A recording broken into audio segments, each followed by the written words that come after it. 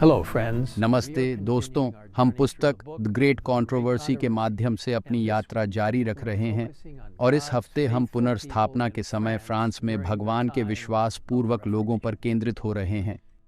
ईश्वर की सत्यता 1523 में लेफेव्रे के फ्रेंच अनुवाद के साथ तेजी से फैल रही थी और 1528 में पूरा बाइबल प्रकाशित हुआ। ईश्वर की प्रविधि के द्वारा पवित्र शास्त्रों को फ्रांस के सामान्य लोगों और महाराजों के हाथों में रखा गया।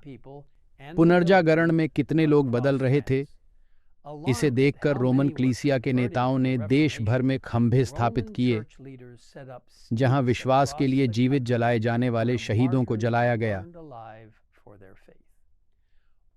ऐसे एक व्यक्ति थे महान लुई डे बर्किन, बहादुर और न्यायप्रिय योद्धा, अध्ययन में समर्पित, संस्कारवान और निर्दोष नैतिकता वाले।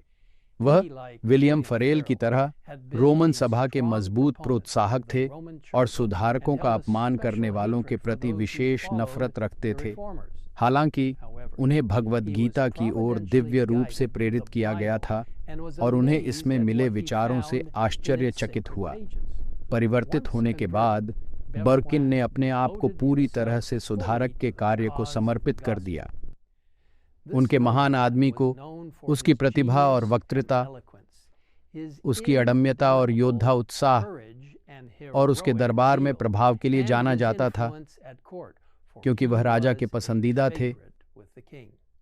जबकि वह फ्रांस के अलावा अपनी विश्वास व्यक्त करते रहे, पापिस्ट डर गए और चिल्लाए, वह लूथर से भी बदतर है। बार बार उन्होंने बहादुर योद्धा को कारावास में धकेला, दावा करते हुए कि वह विधर्मी है, लेकिन हर बार राजा द्वारा उन्हें छोड़ दिया गया। बर्किन को बार बार उसके खतरे की चेतावनी दी गई, लेकिन पुराने अपोस्तलों की तरह उसकी विश्वास ईश्वर में दृढ़ता से बसी थी और उसे अपोस्तल पीटर के साथ कहने की शक्ति थी।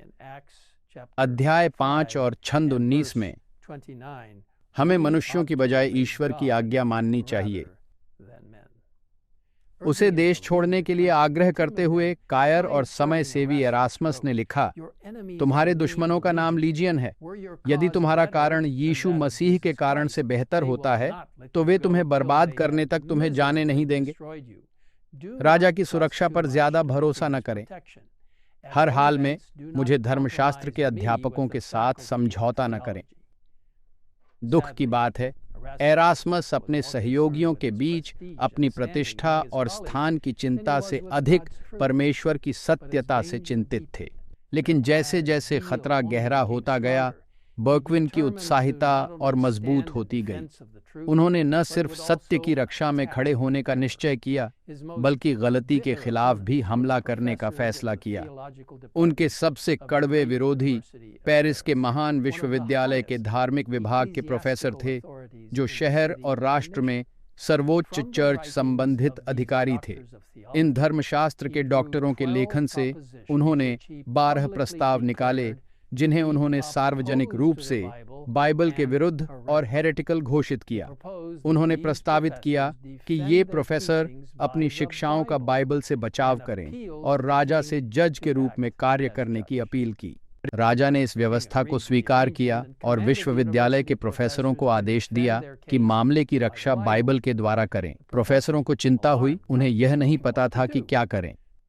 तभी उस समय आत्मा का शत्रु हस्तक्षेप कर दिया। पेरिस की एक व्यस्त सड़क के कोने पर खड़ी एक वर्जिन मेरी की मूर्ति को बहुत ही बदसूरत रूप में तोड़ दिया गया। लोगों की भीड़ शोक और अपमान के साथ वहां इकट्ठी हो गई। राजा भी मूर्ति के जानबूझकर तोड़-फोड़ को घृणा कर रहा था। ये बर्किन के सिद्धांतों के फल हैं, अध्यापकों ने दावा किया। इस लूथरी षड्यंत्र के द्वारा सब कुछ उलट जाने वाला है, धर्म, कानून, राजघराना खुद।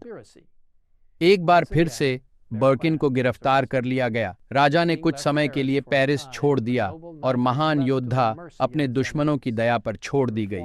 सुधारक को मुकदमा चलाया गया और मौत की सजा सुनाई गई। अब भी राजा बर्किन की मदद के लिए आ सकते हैं का भय रखते हुए न्यायिक अधिकारी ने उसकी सजा को उसी दिन कार्यान्वित कर दिया जब वह घोषित की गई। एलेन व्हाइट इस दृश्य का वर्णन करती है। दोपहर में बर्कविन को मृत्यु के स्थान पर ले जाया गया। इस घटना को देखने के लिए एक विशाल भीड़ जमा हुई थी और वहां कई लोग थे जो हैरानी और चिंता के साथ देख रहे थे कि पीड़ित को फ्रांस के सबसे अच्छे और बहादुर अभिजात्य परिवारों से चुना गया था। आश्चर्य, क्रोध, अवहेलना और कड़वी नफरत ने उस उमड़ती भीड़ के चेहरों को अंधकारमय बना दिया था, लेकिन एक चेहरे पर कोई छाया नहीं थी। शहीद के विचार उस उत्तेजना भरे दृश्य से कोसों दूर थे। वह केवल अपने प्रभु की उपस्थिति का सचेत था।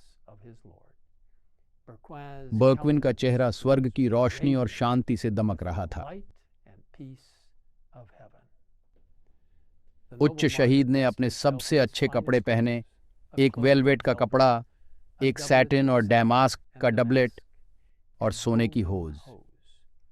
एक बार खंभे से बांधे जाने के बाद बर्किन ने लोगों को कुछ शब्द कहने की कोशिश की, लेकिन उसकी आवाज महंगी आवाज के कारण मंदिर वालों और सैनिकों के तलवारों की चिड़चिड़ाहट से डूब गई। फिर उसे गला घोंटकर और उसका शरीर आग के द्वारा नष्ट कर दिया गया।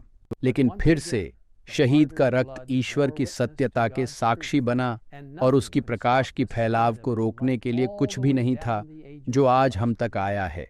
क्या हम इस समय ईश्वर की सत्यता की मशाल ले जाने के लिए तैयार हैं? लोग अभी भी अंधकार में हैं, आशा कर रहे हैं, रो रहे हैं और प्रकाश की प्रार्थना कर रहे हैं। क्या मैं कहेंगे, हाँ प्रभु, मैं तैयार हूँ, मैं जहाँ भी आप मुझे भेजेंगे वहाँ जाऊँगा। अगर हाँ, तो मैं आपको अभी इसी समय मेरे साथ सिर झुकाने के लिए आमंत्रित करता हूँ जब हम प्रार्थना करते हैं। पिता स्वर्ग में, हम एक विशेष तरीके से आपसे प्रार्थना करते हैं कि जैसे प्रतिष्ठित व्यक्ति बर्कविन के समान स्थितियों का हमें सामना करना पड़ सकता है, आप हमें उसमें मार्गदर्शन करें। प्रभु, हम आपका धन्यवाद करते हैं उस स्थिरता, सीधेपन और उस ध्यान के लिए जो उन्होंने आप पर और आपके पवित्र शब्द पर रखा था। हमें भी बाइबल के सत्य पर उतना ही दृढ़ता से खड़े रहने में मदद करें जैसा कि उन्होंने किया था, और यह पहचानने में मदद करें कि हमारी शक्ति का स्रोत हमारे आप में या हमारे आसपास के लोगों में नहीं है, बल्कि स्वर्ग के सिंहासन कक्ष से सीधे संबंध से आता है। धन्यवाद प्रभु, हमें यह उदाहरण देने के लिए कि कैसे हम बाइबल के सत्य के लिए खड़े हो सकते हैं। यीशु के नाम से हम ये मांगते हैं, आमीन।